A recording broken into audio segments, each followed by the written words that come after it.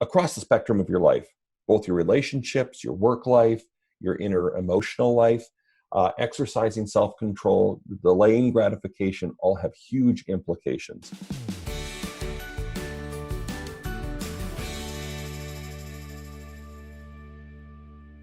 First, I just love to know, out of all the topics in the world, how did you decide to study self-control?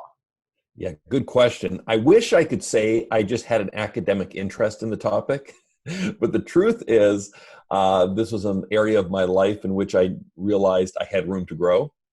And so, initially I was researching the topic a little bit, reading books about it, articles, more academic stuff.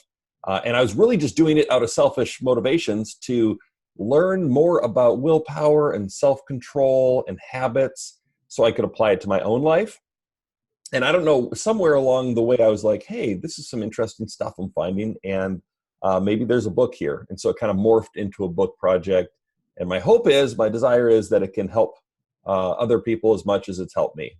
Yeah, I think this is so valuable because I know for me, every time, for example, I set a New Year's resolution or a goal and then I falter, it's just so discouraging. And I feel like, well, will I ever be able to break out of this cycle of disappointing myself and setting goals and then falling short? Tell us Yeah. about the cookie study.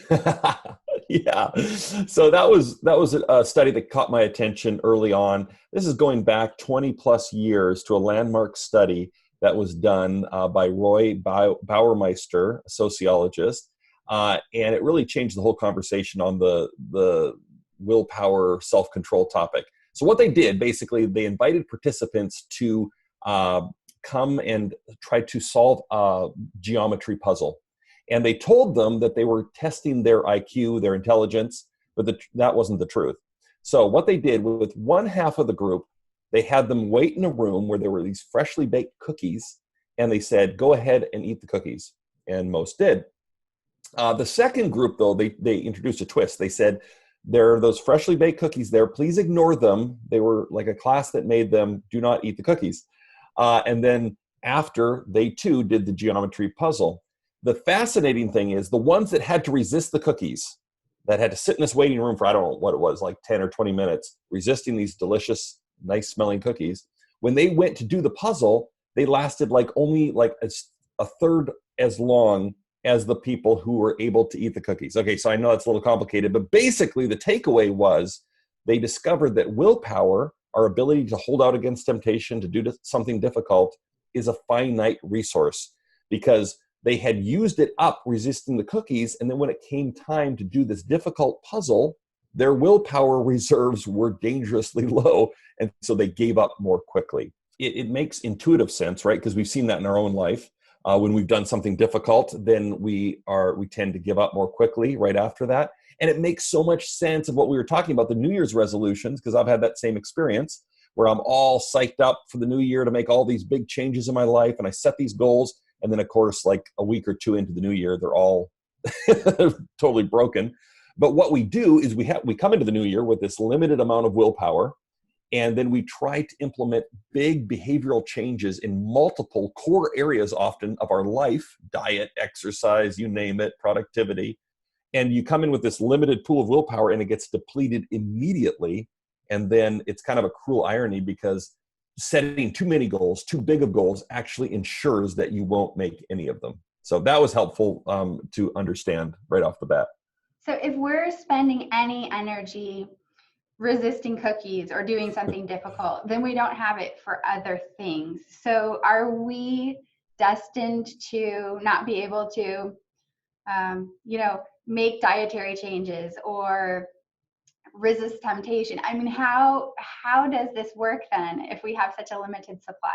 Right. And so that's kind of the bad news, is that it's limited, it's finite. The good news is, though, and this is just as clear from the research, is that your willpower can grow. And the best analogy, the most frequent one I saw in the literature, was that willpower is like a muscle. So the more you use it, just like a muscle, the more it can grow. And the truth is, some people have more willpower than others, and that's a little discouraging. But at the same time, when it comes to, say, athletic ability, some people are faster naturally, some people are stronger. but that doesn't mean that we don't all have to try to exercise, go to the gym, and get better in those areas. And it's the same with willpower. So as you do difficult things, and there are all these studies, like even, for instance, using your non-dominant hand will actually increase your levels of self-control because it's something that's difficult, and it has kind of a ripple effect in your life. And so, yeah, that's a huge area of this, is doing difficult things, challenging yourself, and it actually gets easier as you go. What is the route, if you will, to still bettering ourselves and striving for those without running short and having the tank be empty? A huge part of this topic is the role of habits. And there's been sort of a lot of interest in this topic recently, and for good reason, because habits are powerful.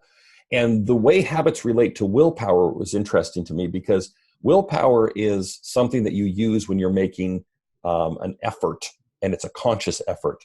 Habits are actually things that are automatic routines. So basically, when you're doing a habit, you're not even thinking about it, right? It's habitual, it's automatic. Like when I'm driving down the freeway, there's a lot going on, but I'm not consciously thinking, okay, I got to put on my blinker, I got to shoulder check, I got to stay this far behind that car, right? It's all automatic because I've been driving for a while.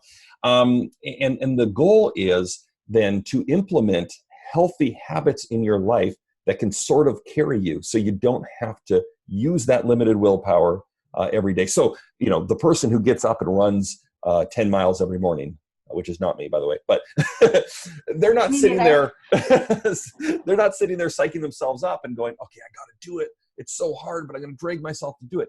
If they've been doing it for any length of time, it's automatic, right? And so they're not expending that willpower. Whereas if someone's doing it for the first time, it's a huge drain on your willpower. So the trick is, though, to start very small. So if you're trying to run 10 miles a day, get up, walk around your block once. That's it. Give yourself a little reward. There are 3 parts to a habit. There's the cue, the thing that sets off the routine. There's the routine itself. That's the behavior. And then there's a reward at the end that kind of cements that habit into place. So what you want to do is trick your brain a little bit.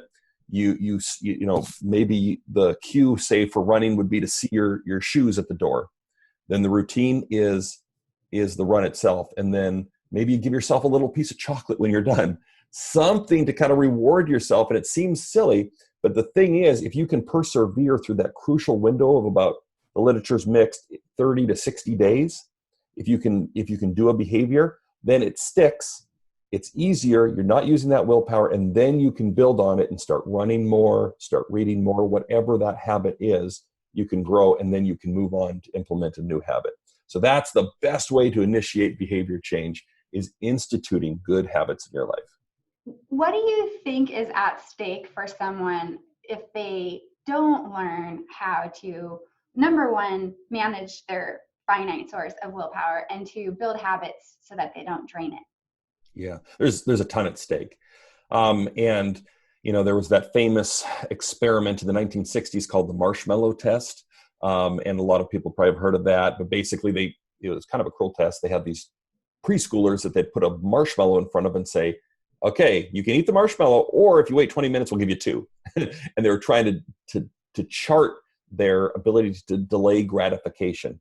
But the real findings came years later when they tracked those same kids down and saw them as adults. And the ones that couldn't hold out and ate the marshmallow right away, they had lower grades in school, lower incomes, more emotional problems. They abused drugs and alcohol at a greater rate. And the ones who were able to exercise self-control had way better life outcomes. So it just shows you how important this topic is across the spectrum of your life, both your relationships, your work life, your inner emotional life. Exercising self-control, delaying gratification, all have huge implications. Well, is there any other message that you would like us to hear?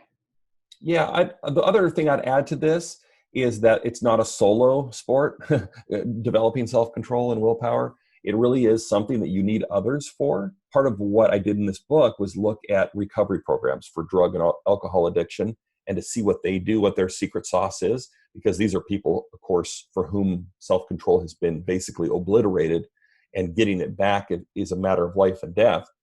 And what we can learn from them. And the big thing, the secret sauce of so many of those programs is community, right? Alcoholics Anonymous, they get together regularly. talk about their struggles. They keep each other accountable, and you need that. Whatever you're dealing with, whether it's something small, whether it's something big, don't try to conquer it alone. Don't try to institute these habits without other people. Find people, ideally, that are on the same journey, that want to institute similar changes, and then encourage each other, inspire each other, keep each other accountable, and you'll have a lot more success.